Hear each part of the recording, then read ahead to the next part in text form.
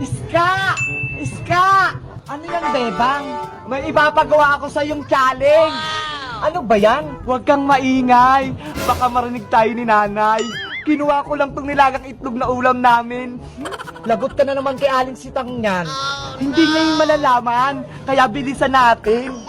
Ano ba kasi ang challenge mo? Itong nilagang itlog, ipapasok mo sa loob ng bote nang hindi nadudurog. Itlog? Tsaka bote? Hindi naman papasok yung itlog sa bote. Ang laki-laki ng itlog eh. Kasya yan. May challenge bang madali? Tsaka napanood ko na yun sa YouTube. Subukan mo kasi. Kahit anong paraan. Basta wag lang mabasag yung itlog. Paano? Imposible naman.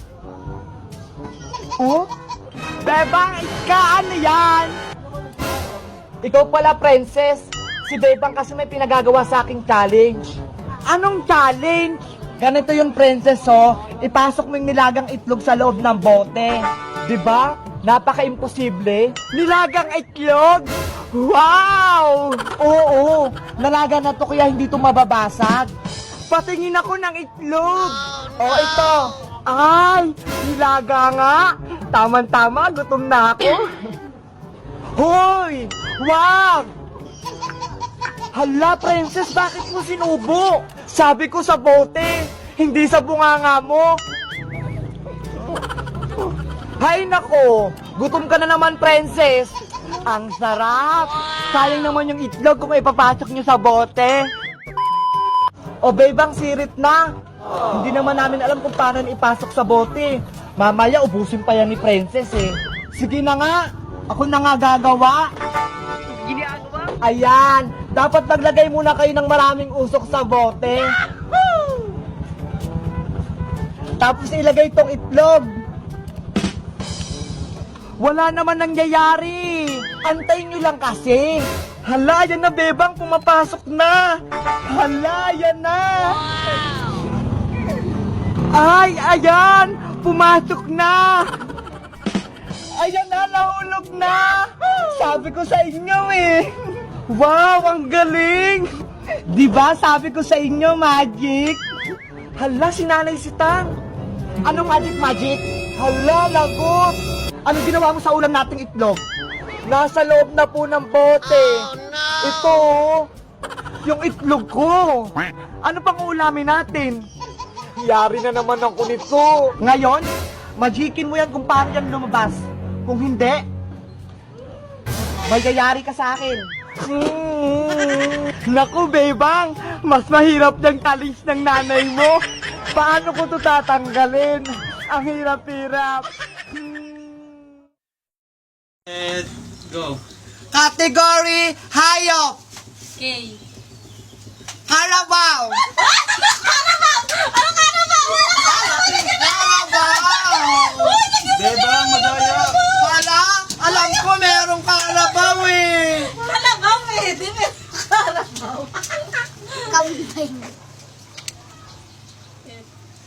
Tulo ko. One, two, Fish! wala. Bebang, sakit ng mata ko. Ano ako ba? Elephant! Wow!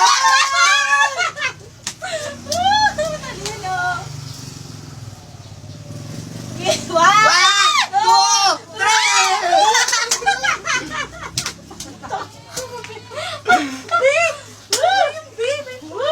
X-Men. Walang X-Men.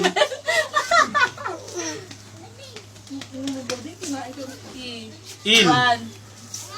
Ay, matalino din. Ito, grabe naman mga ano. Ang sakit na ng mata ko, baby. Huwag nga sa mata eh. Ay. Lagay mo na! Hawakan niyo agad yung spad. Hawakan mo agad yung spad. Ano yun? Nana. Nana! Ay, Nana! Ano yun? Wala, hindi tayo nakakasagot. Bobo tayo. Babe. Baboy. Ulam. One, two, pakala. Frog. Ano?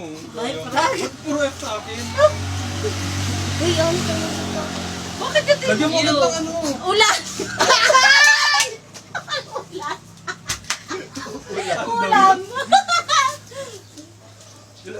Kunin mo agad yung sponge. One! Tao!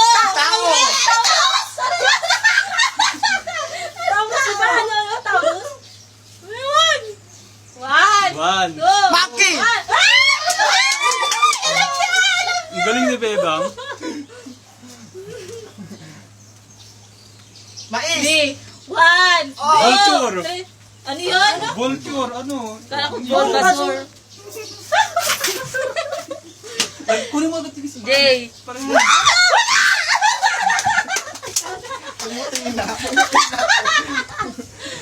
sponge agad kunin mo. Wala walang ano. Apish! Apish! Oy, wala eh! Ano na eh? Apish!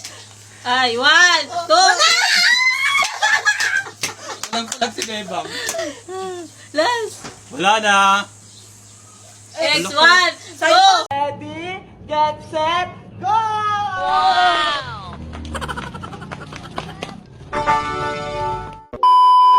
Ate Bebang, tala dito. Bakit Mateo? Ano yon? Tignan mo, naglalaro sila, oh. Saranggola yon, Mateo. Lumilipad siya sa langit. Parang bola, gusto ko din maglaro nun. Gusto mo rin bang masubukan? Opo, kaso wala naman ako nun. Huwag kang mag-alala, Mateo. Gagawa tayo ng saranggola. Yes! Ayan, Mateo. Ayan yung mga kailangan natin para gumawa ng saranggola. May papel, may tingting, may gunting, may tape, at syempre, merong sinulit. Wow! Tara, simulan na natin gumawa. Gugupitin natin to ng papel ng pa-square. Ayan! Etong tingting, gawin mong krus, itali mo, para hindi sila maghiwalay. Kuhanin mo yung scotch tape, idikit mo yung tingting sa papel. Hala, Ate Bebang, malapit na. Tapos, tatalian na natin yung saranggola. Tutusukin natin dito magkabilaan, pareho sila. Ayan, natali na. Lalagyan na natin ng mahabang sinulid. Ang bilis naman, Ate Bebang. Ayan na, may tali na. Lalagyan na lang natin ng buntot. Ididikit lang natin siya, Mateo. Hala, ang ganda palang iniplano. Ayan, pwede na to. Tara na, Ate Bebang, maglaro na tayo. Tara na, excited na din ako maglaro. Dale, Jeric, sali kami. Sige, Ate Bebang, maglaro na tayo. Tara na, Mateo.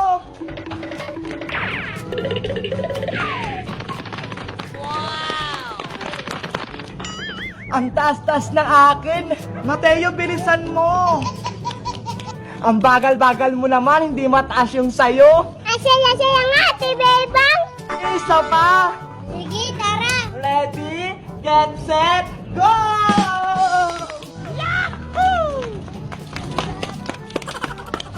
Bebang, Mateo, sali ako. May saranggola ka din, princess? Meron. May ginawa ako ito, oh. Hindi naman yan saranggola eh. Lumilipad din naman to ah. Ang taas-taas nga eh. O sige, sali ka na. Bebang! Asa rin pasit kanton? Hala, Ate Bebang, nandiyan nga si Nanay Sitang, hinahanap ka na. Hala, lagot! May kukunin pa pala ako sa tindahan. Nakalimutan ko. Inuna mo pa talaga yung laro na yan? Hala, Bebang! Mapapalo ka ata. Halika nga rito. Makakatim ka sa akin. May pamalo si nanay. Ate Bebang, takbo na tayo. Huwag mo akong takbuhan. Huwag po, nay. Takbo!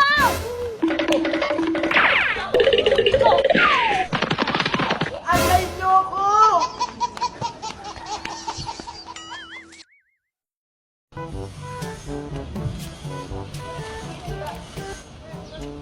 Maring Tere, napapansin ko, namumulubi ka na.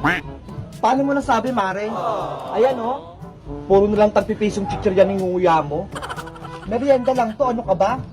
We, ayan na ata pananghalian mo eh. Grabe ka naman sa akin. Naalala ko, may sumbong pala sa akin si Bebang kahapon. Naku, Yari? Susundo ko kayo kay Aling Sonia. Hindi kayo nagtitinda ng maayos. Ano naman sumbong niyang batang yan? Dinuga mo daw siya sa binili niyang soft drinks. Binawasan mo daw. Naku, huwag ka magpapaniwala dyan kay Bebang. Tsaka bakit ka pala walang benta? Hindi man lang umabot ng 100 yung sa lagayan ng pera? Tara na kayo. Kung ayaw nyo magtinda, puro kayo panood-nood ng TV. Che, sa kabila ka bumili. Store po to. Matuma lang talaga yung tindahan, Mari. Bihira lang yung customer. Sayang lang yung pinangbayad ko sa'yo.